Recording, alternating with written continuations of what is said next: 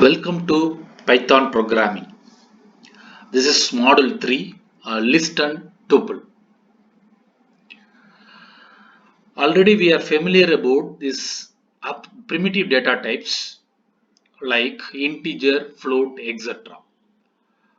Now we have something called abstract data type. In a single variable, if you are storing more than one value, we are going to call it as arrays. Arrays that is available in your C, C++, Java, etc. In array, in a single variable, we can store more than one value, but all the values should be same data type. If you want to store 10 integer numbers in a single variable, that is called array. Arrays 10 float number, that is called array. In Java, we have another concept that is called array list. If you go by array list, we can have different data types. In a single variable, we can store one integer value, float value, and also string, etc. Okay, this is called array list in Java. Same like your Java. In Python, we have a data type called list. The general definition for the list, it is a collection of different objects. Here I can store different data types under a single variable. For list, we have a notation that is called square bracket. So far, square bracket used for our array. Now in Python, for denoting the list, we have square bracket. Now I am taking one simple example. L equal to, within the square bracket I put 1 comma 2.0 comma and one string. I stored three objects. First one is integer object, second one is float, third one is string. These three values are stored in L. Okay, if you run this cell, the entire elements available in the list will be printed. I put print L. So this is a usage of your list. Here the list elements are denoted by index. The index value starts from 0. For example, the index for 1 no, that is 0. The index for 2.0, that is 1. The index for part, that is 2. We can also retrieve the value by using the index. For example, here I put print L of 0. If you run the program, it will retrieve the value available in the 0th index. The 0th index we have 1. Then second one, I am writing again print L of 1. Now you will get the output 2.0 because it is my first index. Then, and one more thing, we can go from left to right, otherwise we can access the elements from right to left. If you want to access the elements from right to left, you can use minus symbol. Now I want to access this PART. For that I am putting print L of -1. So if you run this cell, you will get this PART. So if you want to get this 2.0, you can put print L of -2. Then if you want to get this one, print L of -3, like this. So in both directions we can access the elements in your list. Here the variable I given now L, you can give any character or any name for your list. By seeing this square bracket, it will understand it is a list. So now we know what is the meaning of list, where we can store different data types in a single variable. In the list, we have some important methods. Here, what is the meaning of method? No, already we have predefined code in our Python. That is available in our Python, that is developed by the developer. Simply I am going to use that. Okay, these are called built-in methods. Here I listed some important built-in methods for our list. The first one, append. Append method used to add element in the existing list. Then clear, it is going to remove all the elements. The third one, count, it is going to tell the frequency of the corresponding element.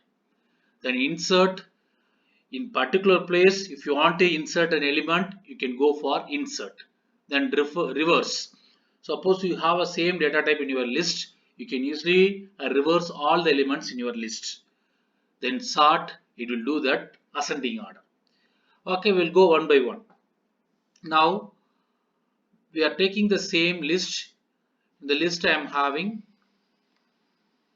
the list one more time, printing the list what I stored. I am printing this print L. If you print L, no, here I have 3 elements. Now I want to add one more element. For that you have to use L dot append. Here I am adding another string that is called SAR. Then after adding that I am printing L. Now if you execute this cell, you will get this 1 2.0 PART SAR. So if you are appending any element, that will be added in the list as a last element. Now second method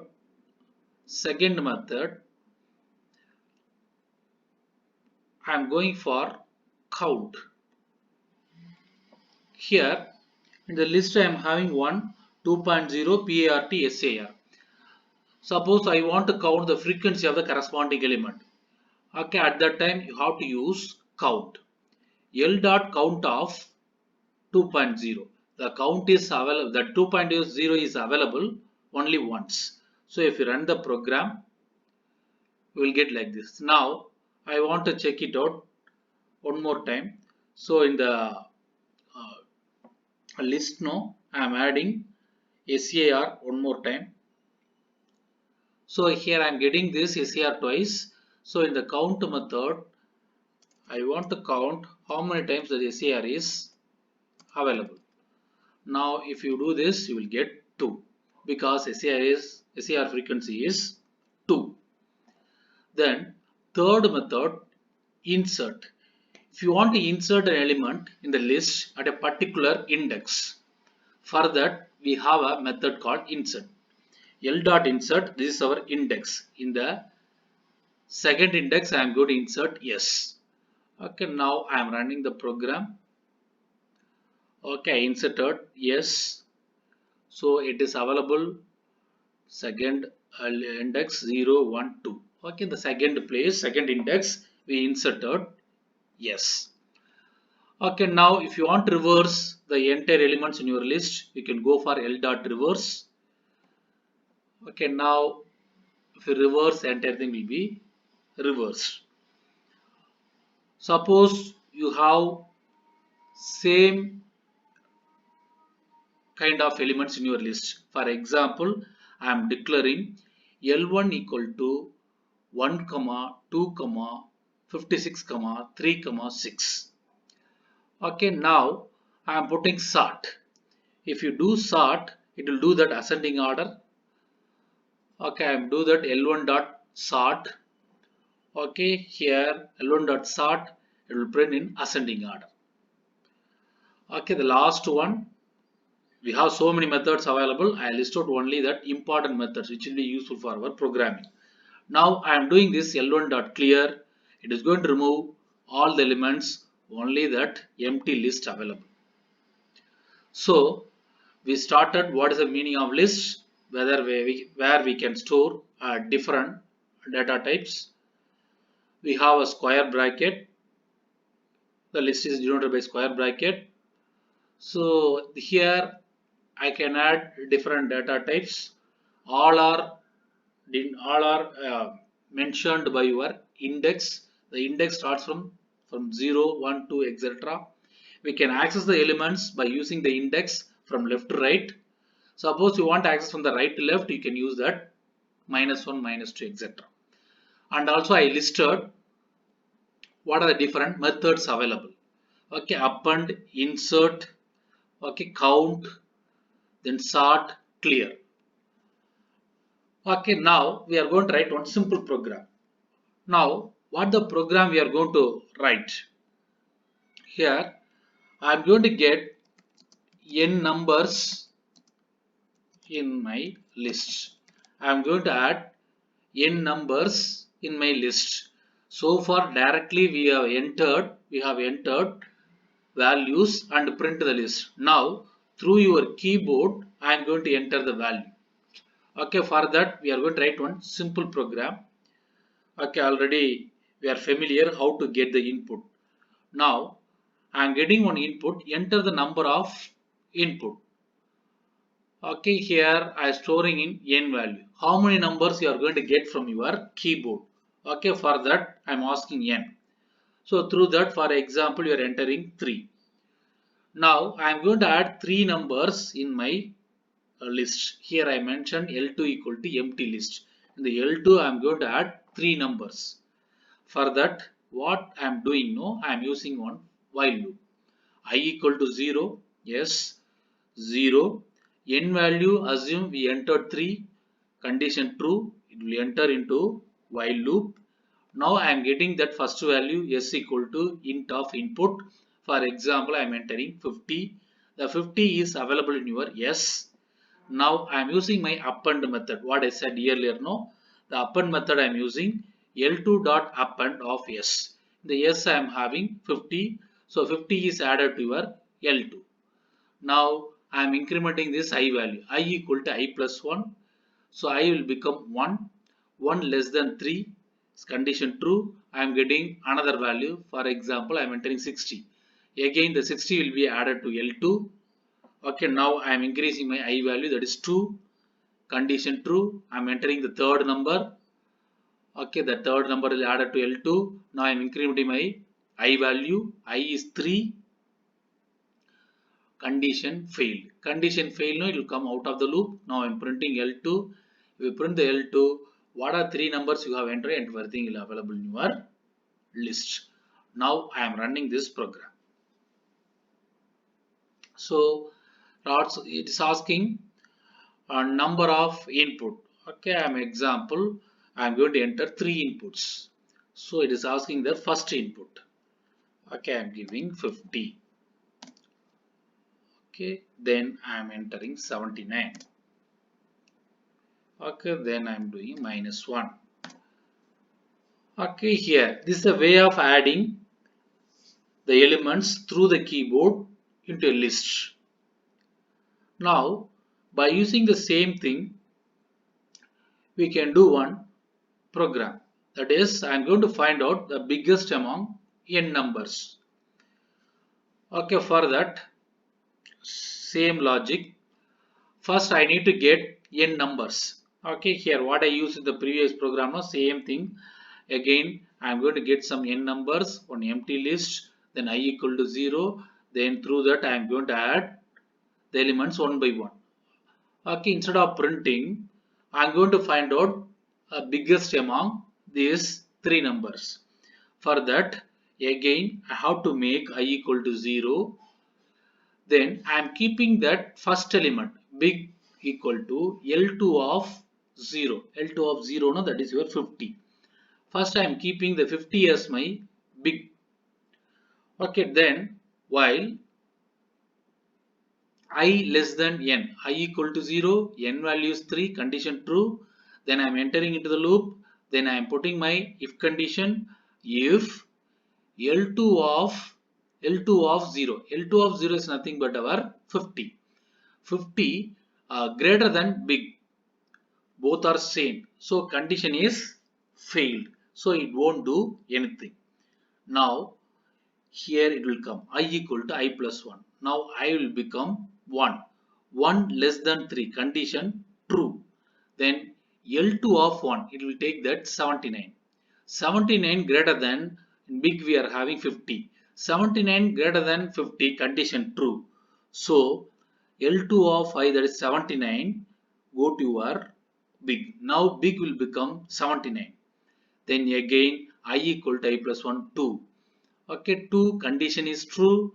Now this is L2 of 2. L2 of 2 is nothing but minus 1. Now in the big we are having what that is 79. Condition fail because this is my minus 1. This is my 79 condition fail. So again you will come over here. I equal to I plus 1, that is 3. Okay, 3 less than 3 condition failed. So it's come out of the loop, print big. In the big we are having the 79 that will be printed. Now I am running this program. See the same thing. I am giving 3. So it's asking values 50, second value 79, third value minus 1. Okay, now if you put enter, tell the big is 79. Suppose you need any sentence, as I said earlier, biggest is, okay, you can keep like this. Okay, if you run, you can clearly understand how it is working. Number of inputs 3. Okay, then I am entering minus 3, minus 4, 0. Okay, biggest is 0. So now you are clear about a list. The second one, we have another ADT that is called tuple. A tuple is a collection of objects which are ordered and immutable. Okay, it's same like your list. The only difference is it is immutable. Okay, we cannot easily modify the corresponding tuple. Okay, that is the difference. The list is mutable. We can modify the list, but the tuple we cannot able to modify. That is the meaning of immutable. So here also the list that is denoted by your parenthesis. Your list is square bracket. Okay, it is mentioned by parenthesis. Inside the parenthesis, t equal to 1 comma 2 comma I put SAR. Same thing. Okay, if you print, we'll get like this. Here I am going to introduce two important methods. Okay, for example, I'm taking t equal to 1 2 3. Okay, then print d dot count of 2. Count is appearing only once, so it will work perfectly. Now second method, that is index. You want to get that index of 3, then print t dot index of 3. So 0 1 2, it will give the value 2. Okay, suppose you want access through the corresponding index like your list. Same kind of thing here also you can do t of 1. Okay, t of 1, that is nothing but 2. Okay, here I showed that in right to left, print of t of minus 1. If you give, it will go from right to left. Okay, this is a way of handling your tuple. So I recap what I said in this list and tuple, that is in module 3. We have data types list and tuple to store different type objects, like your array list in Java. What is list? It's a collection of different data types. We are going to retrieve the thing by using index. We can do left to right or right to left. And also we have few important methods available. I mentioned the methods. Okay, by using the method, I demonstrated one simple program, that is append method. Through the keyboard, I am getting the value one by one and added in my list. Based upon the example, we found the biggest among n numbers. Then we entered into tuple. Tuple same like your list, but it is immutable. The list is mutable. Here also I am going to have two important methods. First one is count, the frequency. The second one is position, that is index. We can access by index also. from left to right as well as right to left. Send off module 3. Thank you for watching. We will meet in the next module 4. Thank you.